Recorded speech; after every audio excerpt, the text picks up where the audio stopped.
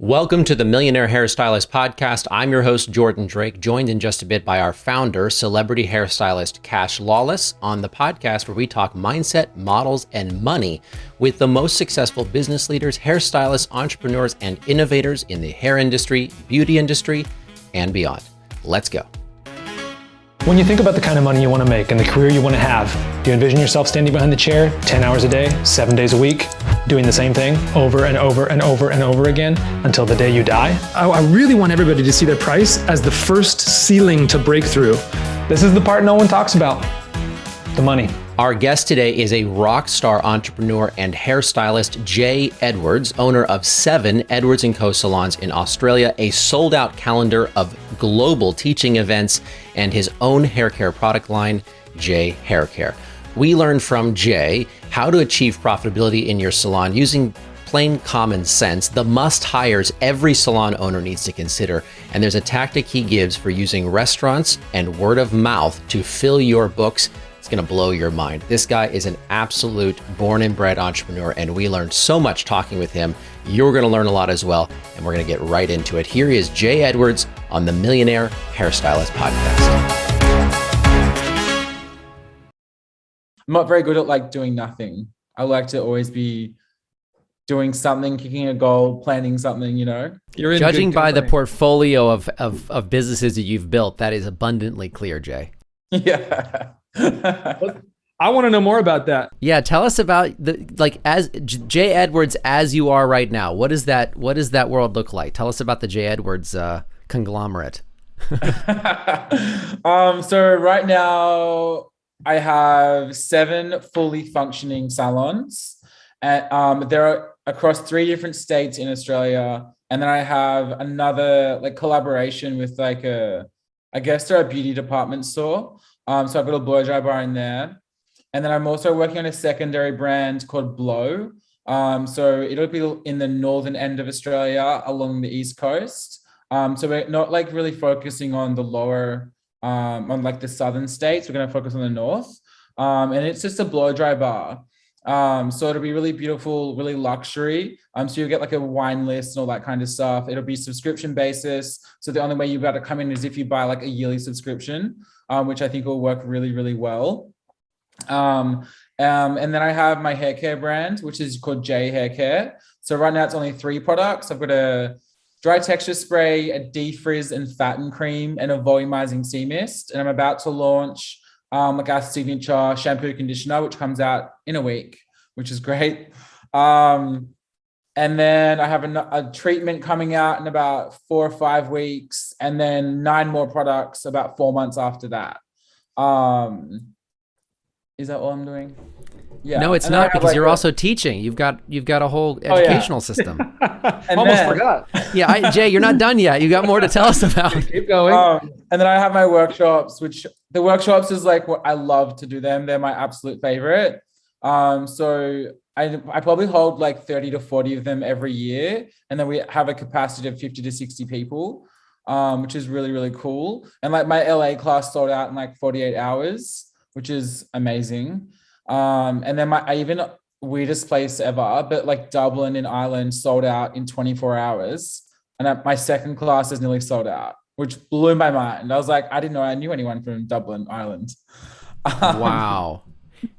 And then I have a couple of ambassadorships and stuff that I do as well, which is, I love to do them because it's just kind of it's creating content that I want to create in my own time, as long as I'm kind of using their products as well. Okay, so tell me about, I've got to know more about the classes. Obviously, it's a very time-consuming thing. You have to travel. It requires you to go teach them.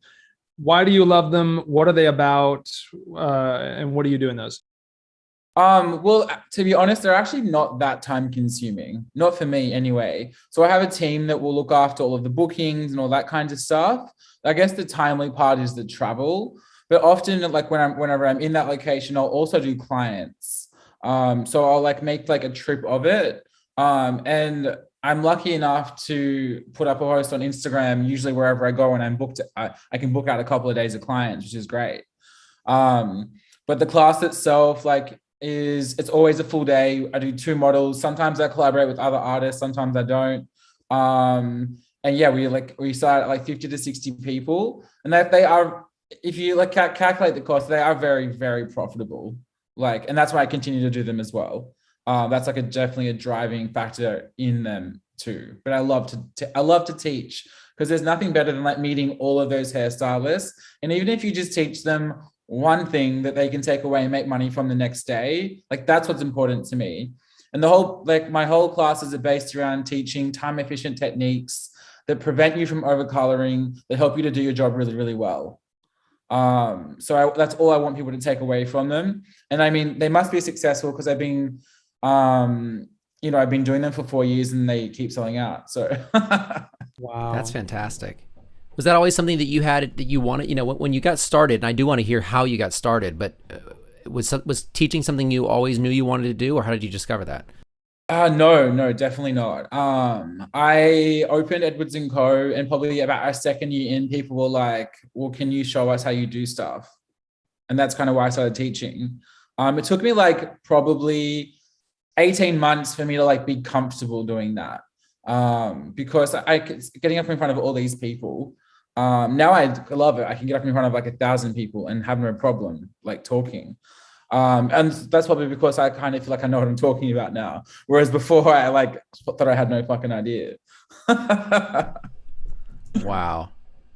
And okay, so then let's go back to the origin here just a little bit. So you mentioned when you started Edwards & Co. and people started asking you, tell us about how you got into care and then into hair, and then at what point did you start your own salon? So I got into hair when I was 15. So I ran away from home, literally. Moved to Sydney. I grew up in a really small town, and I didn't have a job. So I just did like a stereotypical thing a gay kid could do, and got a job in a hair salon as an assistant. Because that's all, I didn't know what else to do. I was like, I'm 15, about to turn 16. I have no qualifications. I dropped out of school. What do I actually fucking do? Holy shit. So I walked into a salon off the street, and it happened to be one of the best salons in Sydney at that time. And I got offered a job as an assistant on that day. And in Australia, it works a little bit different to the US. So you get a job first, and then you go to school afterwards. So then you go to school during your employment, and your employer has to send you to school to be trained, if that makes sense. Yeah. So that happened. And then, so my training was 4 years. And then at the end of that, you qualify, and then you can start doing your own clients. So I'd changed employers 3 times during that process. And then my last employer that I ended up with was Kathy. She was an amazing, amazing boss. But I got to a year after my training, and I was like, I'm not being paid enough. I think I'm worth more. So I'm going to go out on my own and rent a chair. And then I rented a chair for a year, and I actually was offered to buy into the salon I was at, which I did. And that all fell through a year later, and I lost all the money I'd invested. No, we're going to have to come back. We're going to have to come back to that.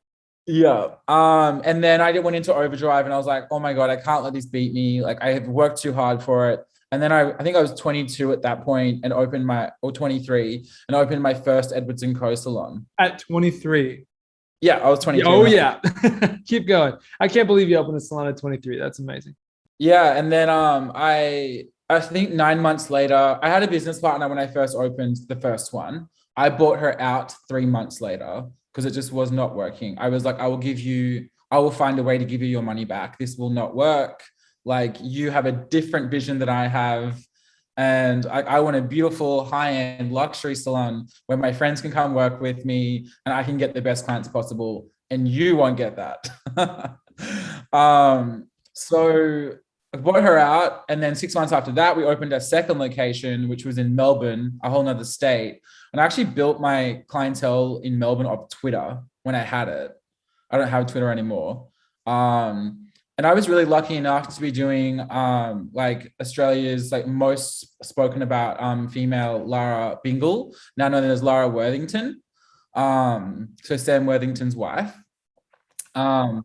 And she was a huge, huge, huge support of mine. Like, she was like backed me all the way. And that really helped me like grow the business and grow my social media. And we focused really heavily in influencer marketing. And that worked really, really well for us. And it just so happened that like all of these influencers were my age. So we became friends, and then it would just like, it kind of just grew so fast then. Like our social media exploded, and then opened a third location and a fourth location and a fifth location and a sixth location. I think there was 1 year in a 12-month period where I had 3 locations open. You know, in that process, I have closed 2, I've moved some, like, it hasn't all, it's definitely, I'm talking like it's been all smooth sailing, but it has not been smooth sailing. There have been pockets of smooth sailing with the salons, like big pockets and small pockets, but then there's also been big and small pockets of, you know, not so smooth sailing. So I want to ask a question here, going back to your first, maybe not your first, but what I heard was a failed investment at 22. What advice would you give yourself back then that you would do differently in order to make that investment go better? Get a lawyer. Because that is one thing I did not have back then. I had no contracts drawn up. You know, like there was nothing that protected me at all. So I literally had to walk away from that money. You know, in hindsight, I'm glad that happened, because there's no way I'd be where I am if that didn't happen. It sucked, and it was probably the hardest time of my life, but I would not be where I am now if that didn't happen, for sure. So you took this massive loss, and it seems like it put a huge fire under your ass to go on and do your own thing. And so you opened salon after salon, but you also mentioned that some of those closed, or some of those that changed and they moved locations. What was what was the hardest thing about getting all of these things opened? The hardest thing about getting them open I'd probably, you know, I don't look at things as being hard, if that makes sense. Like I really enjoy being challenged, and I perform really, really well when I'm being challenged. I don't know why my brain works like that, but if I'm presented with a problem, my only goal is to find a solution to that problem. And I feel like that's the biggest difference between successful salon owners and not so successful salon owners, because they're not solution focused. But I would imagine, like for me, the biggest challenges in terms of opening the salon was making sure that it became profitable in 1 year. Because for me, if it's not profitable within the first year, you're kind of fucked in a way. Because especially if you're opening in like major cities where they cost a bomb to run. And then like the second challenge to that was like maintaining your staff, keeping them, making sure they don't leave, still making sure that they're profitable and it's good for the business as well as it's good for them and you. So I would say that they're probably 2 biggest challenges. And like, that's one of the main reasons we chose to close the first salon that I closed, which was in Sydney in Alexandria. It just wasn't profitable anymore, and the rent had gone up too high, and I couldn't get it over the line. At that point in time, I had hired a COO, so Chief Operations Officer, and he helped me with that, and he closed that for me. And the second one was a collaboration with the W Hotel in Brisbane, and I had big plans for that collaboration. And the plan was to obviously open in other hotels in W hotels, but it just didn't work out how I planned.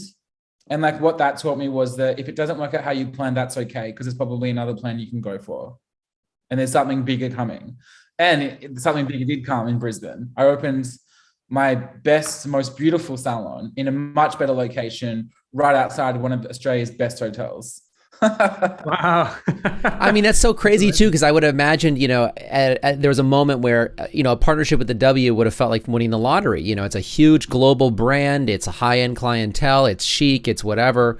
But you know, even that, you know, just if it wasn't what you wanted it to be, it wasn't something you were just gonna keep going for no reason. Absolutely. And like I really did like think that would work. I was sold on it, you know.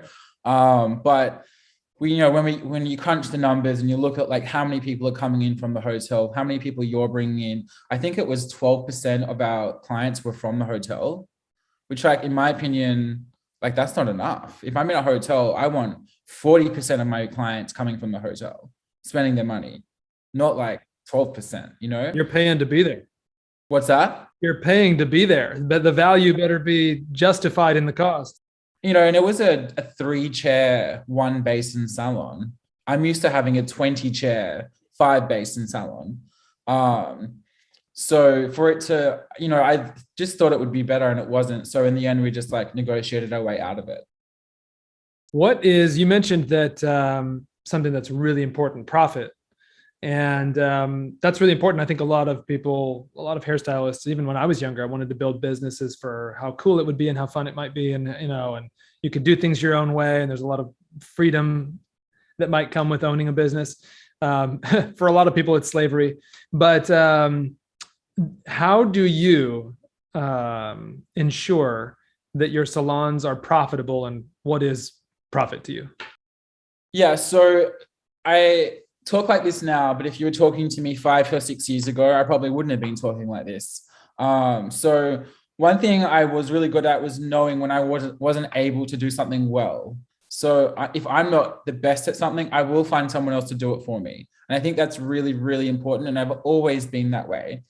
So one of the first people I hired was a bookkeeper, like an internal accountant, to make sure that like I was crossing my T's and dotting my I's kind of thing. And don't get me wrong, like I'm in debt and I still am in debt and I'm fine with that. I sit comfortably in that debt because it allows me flexibility and freedom and growth and happiness and a lot of different things, right? So for me, it's like, if you like really get down to like the profitability stuff, like we start from the stylists and then we work our way up. And then we kind of work our way backwards as well, if that makes sense. So we have a lot of different models at Edwards & Co. We have rent-a-chair, we have commission freelance, we have employee, so you get a salary plus commission. And then we're also about to launch a version of booth rent as well. So we always work backwards to figure out what that will cost us. And that's kind of how we figure out our pricing from there. So once we figured out what it will cost us, then our pricing will be like kind of like a ×2 to a ×3 multiplier. Kind of like when you buy a retail product and then you double the price of it. It works in a similar way. And I do feel like a lot of salons have complicated how to make things profitable, because you just have to make sure that like you're charging double or 3 times and then it will be profitable, right? And as simple as like, we'll start with a stylist that's on an hourly rate. So a general hourly rate for a stylist is $30 an hour in Australia, which is like relatively high. So, and then you factor in all of the costs of that particular chair that they're using, what it would cost to run. And in that, you have to factor in the rent, the water, the electricity, the towels, the washing, the tea, the coffee, the wine, so forth and so on. Every cost possible. Factor that in, what it would cost per year, per month, per day, per hour. And then you have purely what your cost is for that stylist per hour. And let's say it rounds up to around $70 to $80. So you know that stylist has to be making a minimum of that just to cover themselves. And then you double that to say 160. So you know that there's some element of profit in that. And then, so that's what a lower stylist for us, that's how we kind of figure out where the profitability point is. So, you know, I put my profitability point ×3 or ×4, depending on what location. Does that make sense? I just said a lot of stuff in a short amount of time. I love it. Yes. And I've got a follow-up question, if I may. Yeah. So we talk a lot in the Millionaire Hairstylist about always tying money to time, because, you know, what is money if it doesn't have time attached to it? And that's kind of what you're doing. But you said you opened these salons at 23, 24, somewhere around that age, and you're building what are financial models. When you start up a business, you've got to put a financial model together that counts your costs and then weighs the reward. Where did you learn this, and how did you know to put financial models together to prove your concept? I'd never learned it, to be honest. It's something I've learned along the way. I dropped out of school. I went to uni for a year and studied sociology. Did nothing for me. And I feel like for me, a lot of things to me, it's common sense. Like if you start with nothing, or you start with 2 and you double it, you have 4. You know what I mean? I know that is so...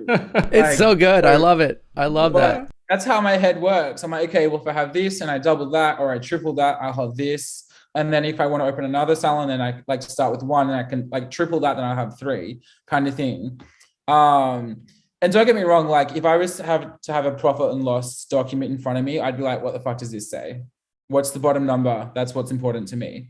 So I'm shit at reading Excel spreadsheets. I'm shocking at profit and loss documents, but I know how to add things up, if that makes sense. But that's why I hired an internal accountant right away, so they could read those things and tell me if we're red or green.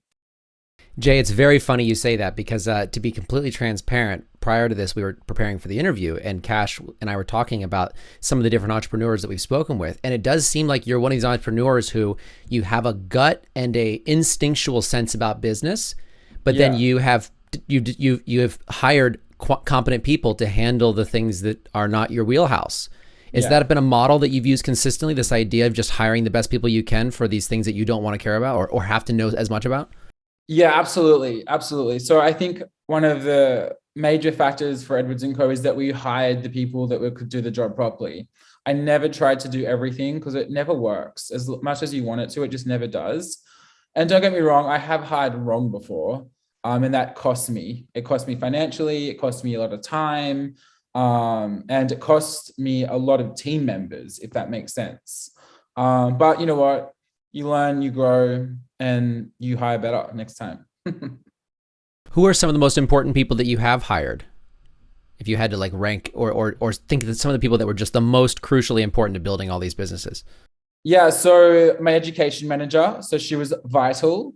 So she helped me build my education brand into what it is today. Someone who doesn't work for me anymore, she was with me for 10 years. She was actually a receptionist at the salon I was working at, and then moved on to help run my salons and teach my salon managers what they do. So yeah, she finished up like probably 8 months ago.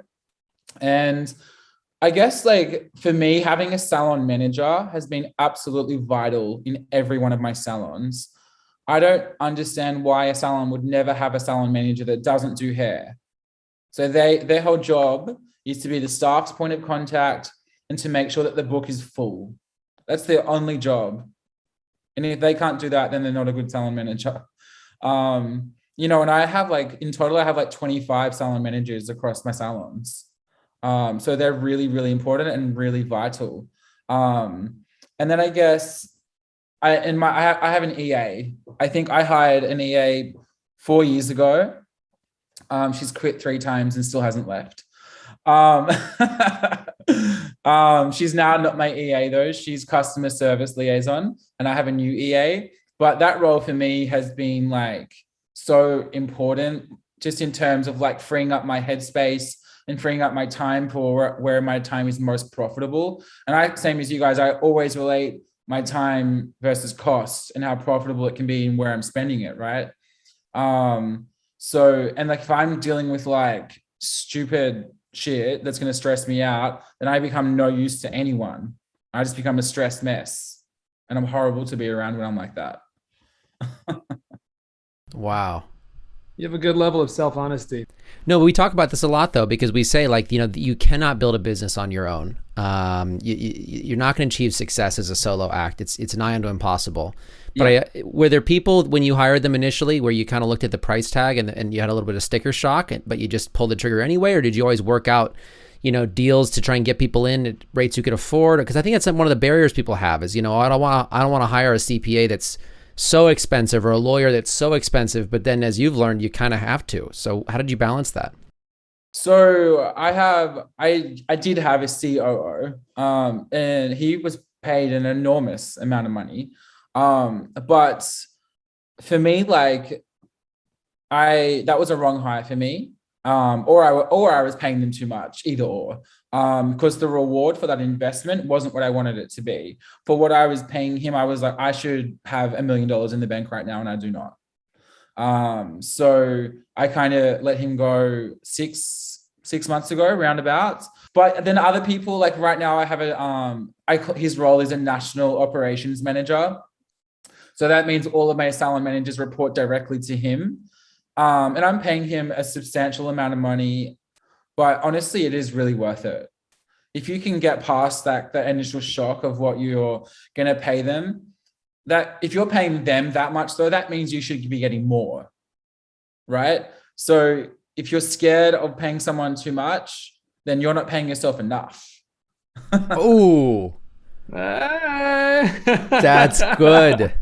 Maybe we open this episode with that. I think that now we have our hook, ladies and gentlemen. Wow, Jay, that's great. But that's so, to your point, it's so common sense. It's not really, there's no MBA there. It's just like, if I'm giving you money, there has got to be a return for what I'm giving you money for. Yeah, absolutely. And, there's not many big salon brands in Australia that have like more than like 4 salons, I would say. And I think that they are so terrified of like pushing past that boundary, hiring those people that can get them to where they want to be, and I bring in like external sources. Like we have a lady called Amanda Stevens. She does retail education for my salons. She's like a marketing expert, and she's not cheap, but the result I have on that is amazing. I bring in external people to train my educators on how to present. That's definitely not cheap, but the reward on that is huge. So even I always like cost versus reward is also a thing that I measure a lot, because some things can be like shockingly expensive. But then you'll see, wait, the reward on that, if it's not immediate, might come in a year's time, and then it will be huge. How do you count the cost, or how do you ensure you hold those costs accountable to something that may happen in a year? How do you approach those costs? Because it scares a lot of people in business to take a big cost on and not see an immediate result, which is what we get in daily life. We do a haircut, we get paid an hour later, but now you're hiring somebody and you might make money a year later. And the further out that horizon gets, the harder it gets. How do you make those decisions? Yeah, I guess, I've made those decisions and that's happened really well. And I made them and there's been bad things happen. So I guess firstly, you have to be comfortable with making that mistake. And I make mistakes. I make a lot of them. And I'm okay with that, because for me, I just think in my head, if I go back to where I started, it's not that bad. It's really not that bad. And I can get back to where I've gotten, because it wasn't that hard either. You know what I mean? I mean, it was really hard, but it wasn't that hard. But if I'm making like a long-term investment into someone or something or some type of event or something like that, I guess, firstly, everything's contractual. So I make sure that I have contractual obligations for them, for myself, for everything. So at least there's accountability then. And then it's just about monitoring the accountability. So for me, like, I used to be terrible at accountability. I was so bad at it. But then I had people, especially my EA, I had her hold me accountable, and that taught me to hold other people accountable. So when you're making those types of long-term investments, I think accountability is a key factor. And that way you're able to, because some things you can't measure, it's impossible to. But when the reward comes, then you're like, oh, that was the reward for that investment, right? And then you can, like, as long as you're kind of holding it accountable along the way, I feel like you will always get there. But if you don't get there, that's okay too. You can't get there every time. A lot of expenditures I've found are just the price of school. A lot of times you spend money and you think it's going to do one thing and it turns out another way. And the best thing you can do is ask yourself, what could you possibly get out of that experience? Yeah, I fully agree. I think that, like, any mistake made, like any type of mistake made, the reward should be what you've learned from that experience. Otherwise, what's the point of making those mistakes? There is like no point then. Yeah, and it does, like, kind of lowers your risk in taking some of those things. I know that hiring people was really hard for me, and paying the big price for especially executive level people.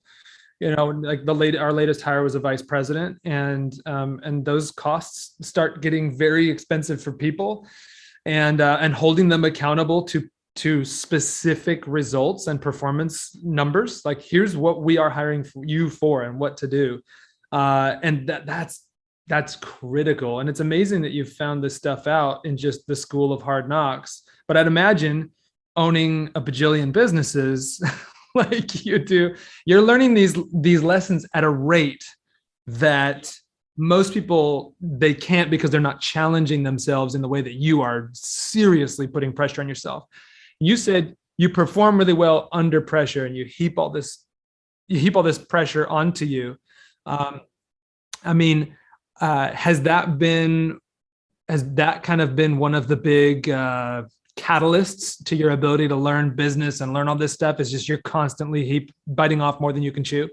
Yeah, I am constantly biting off more than I can chew. There is no doubt there. But I also know when I have bitten off too much, because I can, like, probably 5 years ago, I had, like, I guess you could call it an episode, where I had to, like, literally switch off, or I was going to have a mental breakdown. And I had taught myself to know in my body and my brain almost when that's coming.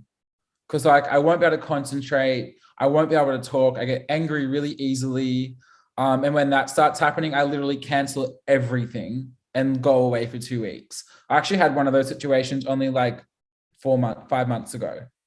I was like screaming at someone on the phone, and I don't speak to people like that. I just am so against it.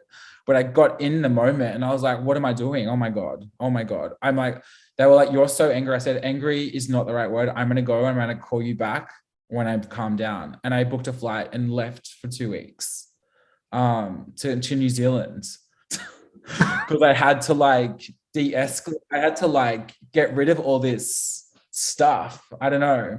But then I came back and made like 4 people redundant. And I realized I was, like, so angry because I had hired wrong. And I didn't have the right people in those right roles doing what they had to do. And that's why I was flipping out. And sometimes it takes, like, I've been going to therapy for 16 years, and I highly recommend it to everyone. But sometimes it takes a little while to figure out why you're having that episode. And that time, it took me a good 2 weeks to actually understand what was going on.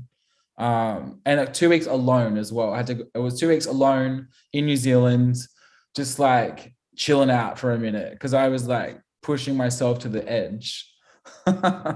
Wow. Yeah. So many of us find it difficult to be this honest with ourselves, and really prevents us from growing and figuring ourselves out. Therapy 100%, by the way.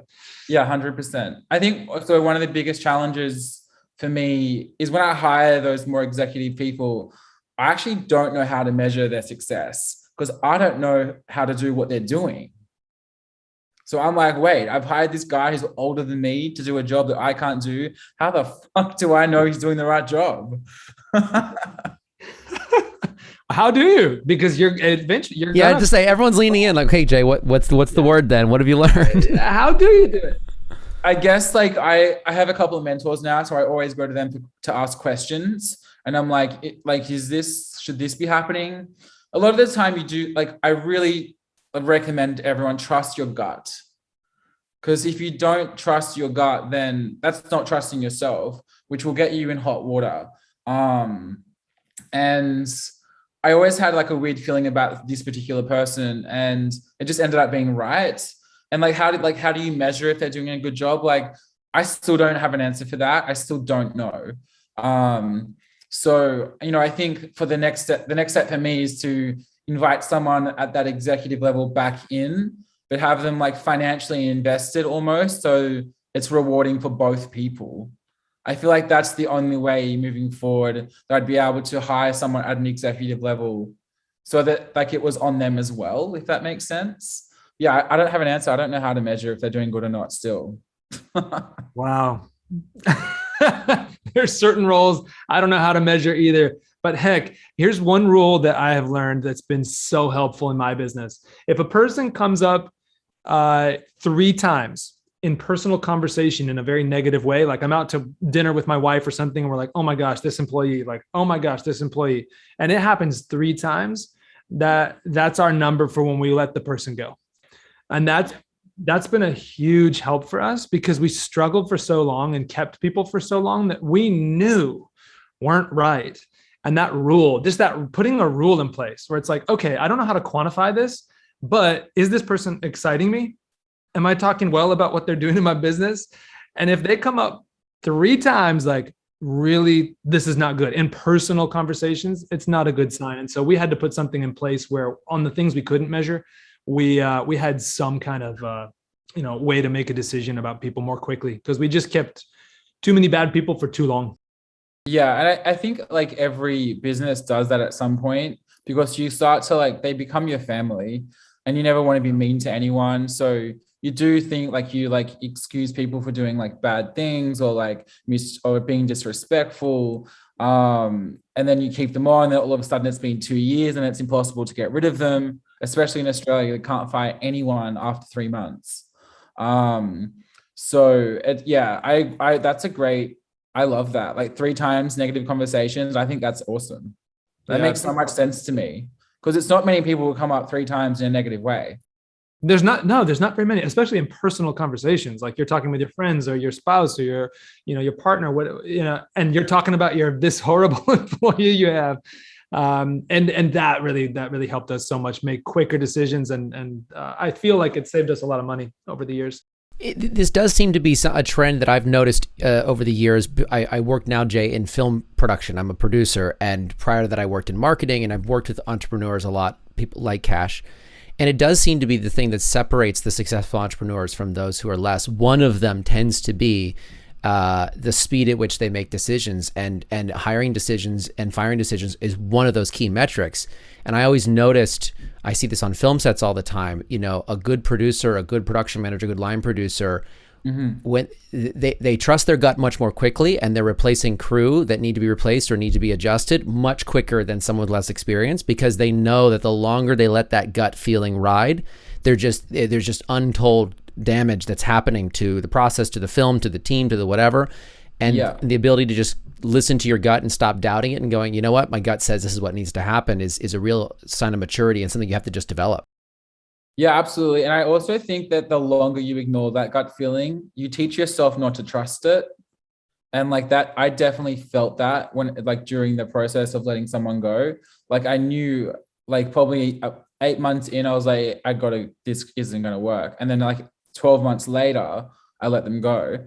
And it taught me not to trust myself. And I'm kind of have to like relearn to trust myself again. Because I'm like, I got myself here, not them. Yeah, that's huge. Well, I wanted to talk about another part of your business. We talked about your salons. We hit on your coaching. I do want to hear more about that and the teaching you do. But, the product line is so interesting to us as well, because, one of the things, Jay, that we say on the Millionaire Hairstylist is that when it comes to the potential for financial success, there are very few careers that are as well positioned for financial success as hairstylists. And one of the reasons we give for that, and there are a few, but one of them is the potential to have multiple income streams and the potential to really take your brand and your authority and your community and your network and build on that.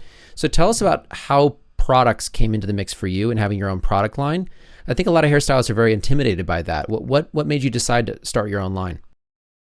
I've been an ambassador for so many different brands, small brands, big brands, all that kind of stuff. And I was like, it's surely not that hard to create a product, right? That was what I was thinking in my head. Little did I know. So I was like, okay, let's create like my first product, and I'll create a dry texture spray, which is an aerosol. My God. Like it was fucking hard. Like it was not easy. It was expensive. It took a long time. Aerosol is probably the worst product ever to start on, because you can't ship it anywhere. Like you can't. Oh my gosh, you can't. Out of Australia. So like it just kind of seemed like a natural next step for me. And again, you go back to profitability. You go back, if you buy a product, you buy it for 20, you sell it for 40. If you make your own product, you buy it for $2 and sell it for 40. Right? Yeah. So in my head, I'm like, I'm going to get rich. But, obviously it doesn't work out like that, because you have to there's an initial investment. You've got to formulate the product, which costs a fair bit of money. Then you've got to purchase the first MOQ, so minimum order quantity. And that was like 10,000 or something like that. Oh God. So I did it because it felt like a natural next step. And honestly, I wanted my name on a bottle. As I know that sounds stupid, but I wanted my name on something other than my salon. So I did it, and I was so grateful that I did it. I feel very privileged to have been able to do that and have still come out the other end not broke. Um, Just not broke is a Just not broke. That's the metric. Hey, not broke that's profit. and like, I was looking at my P&Ls a couple of weeks ago for the end of financial year in Australia. Oh, wait. So you do look at them. I know how to understand if I've made or lost money. I love it. But you at least know they exist and you look at them. Yeah. I sunk a lot of money into my product company. Like I didn't make any money on it. I lost an extraordinary amount of money. But it's only our second year and we're a brand new product. We're making more and more products. Like we have so much planning and marketing to do. Like it was so naive of me and unrealistic of me to think I could make profit in the first year of doing product. Like that was so silly of me. But I'm glad I'm pushing through. And I do still think that I can get my product into salons worldwide, in department stores. Like I believe in my product. I think it's amazing, especially my defrizz and fatten cream. I think it's like one of the best products I've created so far. Where is it selling right now? So because of the aerosol situation, we haven't got it outside of Australia yet. There are a couple of salons here who were like just being lucky enough that FedEx didn't cancel it when they found out that it was aerosol. So they have gotten it. But right now we are in Mecca, which is like a high-end beauty retailer in Australia. So I'm in 36 of their stores, and I think about like 40 or 50 salons in Australia have it as well. Wow, that's a lot of doors for year one. It's been great. But Edwards and Co, just because of the sheer amount of locations we have, is the biggest client, if that makes sense. Sure, that makes sense. Me backing it. And most salons that have it are like 4 or 5 chair salons that have like 2 staff kind of thing. Which I love that they have it. I think that's really cool. But yeah, I'll keep pushing through and keep growing it. I don't foresee it ever getting to a point where I'll just be like, no, this is too hard, I can't do it. But I do foresee it being a hard slog. And I don't know that I would be able to keep doing it if I don't get an investor. Because it costs like so much money. Like, holy shit. With a salon, like you spend the money once, like you spend 200K, you open a salon, you make money. It's kind of that simple.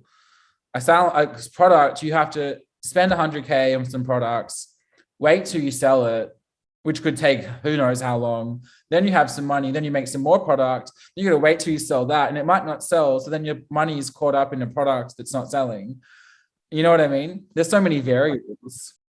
Yeah. So an inventory-based business is way different than a service-based business. I have an inventory-based business. We have goods that can go bad, and it's very difficult. And then you think you're going to sell it for, $40. You paid $2. You think you're going to sell it for $40, but now you're selling it for $20 because it's about to not be able to sell at all. I know. Right. So it's a very different business, while a service is it's evergreen. It's renewable, it's refreshable. And I think, service was my first business too, hairdresser. And then I moved into an investment business, and then I moved into a product-based business. And the product-based business has been, such a huge lesson. Now we sell in 40 countries, and the difference in running that business with products is totally different, and the startup costs are way different. So I completely relate. I've never started a product line in the hair industry. I might one day. We'll see. But hats off to anyone that has, because I've had some conversations with people who have, and it's a bear. And what you're doing, the fact that you're in so many salons and in Mecca, and you had such a crazy experience on your first product, and you kept going. There's something we say in the Millionaire Hairstylist often. There's 2 things that all successful people have in common. They got started and they kept going. And like you embody that in this story of product problems. And I think it's going to be very encouraging to people to hear this too, because I think there's this perception when people see it, you're doing all these things, that it's like everything must be just going so wonderfully all the time. And to hear that it's like, it's always a challenge. You're always navigating, you're always learning and growing. And that's just the state of existence for an entrepreneur. Totally. And like one thing I started to do when I started having these problems is research other brands. So if I'll use Virtue as an example, they spent millions of dollars on market research and research into their 60K keratin before they even went to market. I don't have that money. They had investors. Then you look at Evo, which is an Australian brand, amazing brand. You rewind like how long ago, 8 years ago, and they were an Australian company not doing that well. And now, like in the last 5 years, they've started doing well. So it's taken them like over 10 years to even like get recognized as like a really great brand. So I know like for some people, it might feel like that, you know, things happen really fast, happens overnight. It just simply doesn't happen overnight. You know, there's those once in a lifetime products like, you know, on Instagram that everyone loves and goes crazy for, that blows up in a couple of weeks, whatever. But that's actually not sustainable to have one of those products. That's probably like a 2-year stunt. You get rich from it. Great. Well done. But like the longevity of that, there is no longevity in that, you know? It's really interesting you say that. The things that come on quick often go off quick. It's really strange to see that the businesses, I've seen teas come on like Instagram, you know, and they do a massive influencer push, and it's just the chia pet all over again. Yeah. And I think that one of the only ones that I have found that have like blown up from a coffee scrub and then have become like a global brand is Frank Body. So they blew up with their coffee scrub in Australia, and now they're like a global brand all around the world, which is like so impressive. Well, that's because it's coffee. That's a sure bet. You just need the J coffee line. You need the J grounds. Right. That's got to be next. That's what's next. Yeah, we get the caffeine by Jay. Yeah. So Jay, you know, the coaching is clearly a big part of your business, and it's amazing to hear that you're selling out all around the world. So, but I want to ask sort of a pivot to that. Tell us about the people that coach you and the people that mentor you. Yeah, sure. So it probably took me 3 or 4 years into Edwards & Co before I even contemplated getting a coach, because I probably was a little bit arrogant and was like, I don't need a coach. Like, you know, I was like 20 something, thought I was king shit. And then I was like, wait, maybe I do need a coach, because otherwise I'm going to go broke. So I have one coach, her name's Lisa. She is a great friend of mine. And I think she ran Schwarzkopf in Australia for a while. Wow. And now she has her own like consulting brands. And I'm like, I guess for her, like I'm lucky we get along really, really well. And she's been a huge supporter of mine for the last like 5 years. I met her at a conference I went to, and it was just like a hair conference where people come and do the guest talking and stuff like that. So I call her like all the time about anything. And she just gives me, even if I'm being an idiot, like a dickhead, she will just tell me you're being like unreasonable, which for me is so important in like a coach or a mentor, because we as entrepreneurs can often be unreasonable, because they've got tunnel vision. So they only see what they want, and they will do whatever you can to get what you want, which is fine. But you also can't be disrespectful to people, right? So she's been really helpful in that sense. And then I have another lady, Amanda, who does my retail training for my staff. She's like a marketeer, and she makes me think about things differently. She questions my opinion, and even if she agrees with me, she'll still question it to make me think about it, which I think is really important. And then they're the two main mentors that I have. And then another woman called Julie. So Julie used to own about 30 salons globally. They were at the lower end of the market. So she had them in the US and Australia. And she's just a no bullshit, no frills type of lady. And she'll be like, you're a fucking idiot. Like, stop being a fucking idiot, which I appreciate that type of communication. I really do appreciate it. And I use her to coach all of my salon managers now, and I do that because if it's just me being coached, that's pointless and useless, because I need my salon managers to be taught to be leaders, if that makes sense, so that they can then coach my salon, my staff, my hairstylists, if that makes sense. So I always think about, if I'm being coached, who else needs to be coached, so that we can all be better together. Because if it really is just me, it won't work. I don't run the salons. I run, like, this national ops manager reports to me. I run him, if that makes sense. He runs the managers, and the managers run the salon. So it's really important to me that the coaching happens all the way down the ladder. It's such an efficient use of that cost as well. Yeah. It's like the education doesn't just stop with you. It's something that is going out across all of the people that are part of your brand. Yeah, absolutely. But I just think, like, and it's when people see that you're investing in them as well, they're more likely to stick around. And the moment they feel like they're not being invested in, then they will just be like, ciao, I'm out. Like, what's the point? And even with our stylists, because we invest heavily in our stylist education too. They all have a yearly budget that they're allowed to spend in whatever way they want to, as well as like internal education that we provide. And that can be spent on like hair education or leadership education, or like, I don't know, yoga education if they really want to. So, because I want them to feel like we're not just investing in them so that they're profitable for us. I want them to feel like we're investing in them to be the best version of themselves. I like how most of your mentors and coaches are pretty much just people you hire to tell you you're being an idiot. Sometimes, like, that's what you need, though. That's like, right. You really need someone to tell you, no, you're off the ball here. Like, stop being a psychopath and get back on the bandwagon so we can get on with it. Sometimes you have to pay for expensive mirrors. It's just they can show you who you're being. It's so important. So important. And like those three mentors have like different specialties, or different areas that they work in. Like Julie is all about like salon management leadership.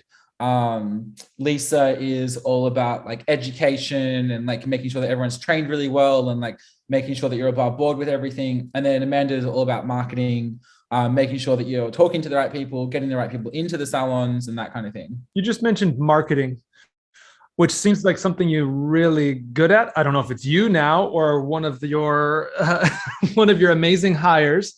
But tell me a little bit how you've marketed your business to become what it's been. So when we first opened, we really focused on, so I've always had a PR person. So one of my best friends, her name's Bianca. So she doesn't work for me anymore, but she used to. So she started about a year after I opened. And we focus heavily on the fashion industry. And what I mean by that is we invited every editor, every junior editor, everyone who had anything to do with fashion into our salons, either like for free at a discounted rate, whatever it was. And we made sure that we were being talked about. We just made sure of it. And I think that's where some salons, like they just only think about digital. And digital is a small part of it. What about the rest of it? Like, what about the 20 girls in the office over there at that magazine that don't even know you exist because there's too many people on Instagram to follow, you know? So that's what we really, really focused on. And even like we were in Sydney, we're in lots of central locations. So lots of restaurants and stuff close by. We would contact the owners of those restaurants and we would get them in for free too. And then they would just talk, or the host at the restaurant, get her in for a blow dry, get every single person going to that restaurant to comment on her hair, because we're good at hair. We can do that. So that's how we initially started it. And then that was probably, obviously did really, really well for us, which was amazing. And we still do that like local stuff today. So all the local restaurants, all their staff get like 50% off now when in whatever location we are. And that's basically their agreement is if you have your hair done for 50% off, you better be wearing your hair out at work or I'll be coming for you. You know what I mean? And like, I'll go have a martini at your restaurant and make sure you got it fucking out. Don't make Jay go to New Zealand again. Yeah, don't make me fly back from New York because I saw that you put a baseball cap on. Catch, have you ever heard? We've talked to a lot of salon owners. I've not heard anybody talk about getting wait staff at high-end restaurants free 50% off. blowouts. That's that brilliant. To me is like better than social media. They're going to see more people in that restaurant during one night than you can get followers in one night. Yeah, I want to point out something that you're doing that it seems so simple. And I don't know, maybe if you targeted this intentionally, but when you kind of look at your book as a hairdresser and you take a lineup of where all those clients come from, most hairstylists could say that the majority of them, if they have a full book, came from word of mouth. It wasn't paid marketing or advertising or things like that. And so when you look at the highest return on investment, the clients you have, the referrals you get from that network that you create. So if you're like, hey, come, each client should equal 10 more, Correct. And so when you look at, and what did that investment cost you? 50% off, Yeah. Like when you add it up like that, and if your services are priced profitably, it doesn't cost you anything. Right. Exactly. And if you're working in the margins, it looks like that's interesting because did you hear what he said though, Cash? Because if you give it 50% off and you've already doubled the cost, then it's still a wash. But he basically, Jay, it just seems like you did a super smart move, which is doubling down on the lowest cost, most effective client producing marketing that you can do. Yeah. And that's brilliant. One exercise I did with my team, we did it year before last. So they were given $100 each, and they all had to go into a store in the local area and get 2 new clients to book with them.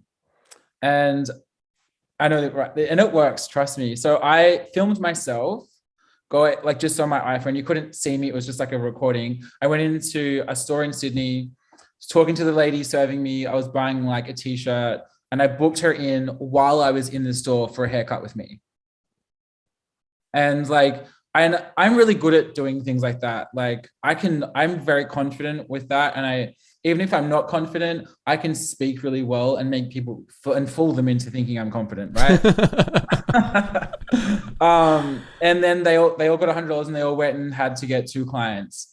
Wait, but did they use the $100 to get the clients, or was the $100 just like an incentive? To be in the store. I wanted them to go in and buy something. To spend the money. I got it. So spend the money and then get the client. I got it. Yeah. Because for me, if you're investing in someone, they'll invest back in you. Right. And that's just that's common sense to me. Even yesterday, I was down at Acne, the store, Acne Studios. And I was buying this jacket. And the lady who was serving me is going to book in for a haircut. Because I was like, I've just been from Australia. What do I do here? Where do I go for coffee? She's like, oh my God, you just moved. I was like, yeah, I'm a hairstylist. She's like, give me your Instagram. And I got her Instagram and she was talking about a dog and oh my God, I've got dogs too. Commonality, find things that you enjoy together, invest in her, invest in you. And it works every time. You're scaling that out to your employees as well. That's what's so interesting is you're training all of these all this staff. You mentioned retail and marketing training that you do for your team. It's not just Jay's great at selling. It's I'm going to invest in making my people good at selling too, because why wouldn't you do that? Absolutely. And there will always be half of them that don't have any interest in doing it, Right. It's just a given. Not everyone will be as into it as you want them to be. But the other half will fucking love it and they'll thrive off it. Which I think is it's again really important to focus on who's thriving, not who's diving. I had a follow-up question because confidence is something that I write a lot about and that I feel is one of the, if not the critical component to the soup of generating success in your life. And just achieving what you want. So, success, we can all define it differently, but just being able to envision something and then achieve that to me is, hey, that's success. And confidence, having the confidence in yourself is one of those key factors. I think it's one of the key characteristics that's really necessary. And you said you have to fake it sometimes, but I think you have developed, and it appears, into quite a confident person where you can go and do those things. What advice would you give someone who's really struggling to value themselves and be confident? One of the things I talk to myself. So often you'll find when you're not confident, you'll sit there in silence. In your head, you'll be like, you can't do this. You're not good enough, all that kind of stuff. I reverse that and I say out loud, I can do this. I know what I'm doing. I'm going to go do it. And that way, like inwards work, like when you're talking in your head, it's there. But when you're talking out loud, it's out loud. Like you've said it, right? So it's more important to me. So I use that a lot. And then like therapy has helped me. I wasn't an overly confident kid. Like I was, bullied at school and all that kind of stuff. And it kind of just ruins your self-esteem. But every day I have thoughts in my head that I don't have the ability to do what I want to do. But then I literally will go in the shower and be like, what are you fucking talking about? You can do this. Don't be an idiot. Like you've got this covered. And like that helps me enormously. Like it really does. And the people you surround yourself with are really important to your self-esteem. If they're not telling you that you can do it, you are not hanging out with the right people. That's as simple as it is. If they're not telling you that you can achieve your dreams and goals, find new friends. I love that. Controlling that internal conversation is absolutely critical. Honestly, that's one of the reasons, not why I've like moved away from Australia, but Australians have like this weird thing where they're like, are you sure you want to do that? Like it's called tall poppy syndrome and it's a real thing. And I don't know, like it's so different for me here because everyone I've met here is like, that's amazing. You can do anything. Like you're going to kill it. Whatever you do here. Yeah. That's not what I get told at home by some people around not in my friendship circle, but who you come into contact with. Because they're like, oh, you sure you want to do that? It's going to be really hard over there. I'm like, nothing's easy. Yeah. Why would I like not go and do it? Because it might be hard. Like, I'm going to go and enjoy myself. You stay here and have the best time, won't you? Okay. I love that attitude. Yeah. You stay here and you're going to have the best time. Oh, Jay, we might quote you on that on an Instagram post. That feels like you're going to have the best time, won't you? We'll have to work on conveying that sarcasm. I love it. You really do bite off more than you can chew. You go full on, you put massive pressure on your shoulder. Jordan and I were having a conversation about Millionaire Hairstylist recently about biting off a massive undertaking, which is ours is like to eradicate hairdresser poverty through understanding all this stuff that we're talking about today. And this, podcast is part of sharing the message from people like you who have gone through all of this incredibly difficult stuff. Yeah. To show hairdressers that they truly are positioned to be incredibly successful people by being hairdressers. It's insane. I mean, they make more than doctors and lawyers. And I know a billionaire hairdresser. Like that's ridiculous, right? I mean, the things that we can do, we're unstoppable. We're unstoppable. There's nothing we can't do.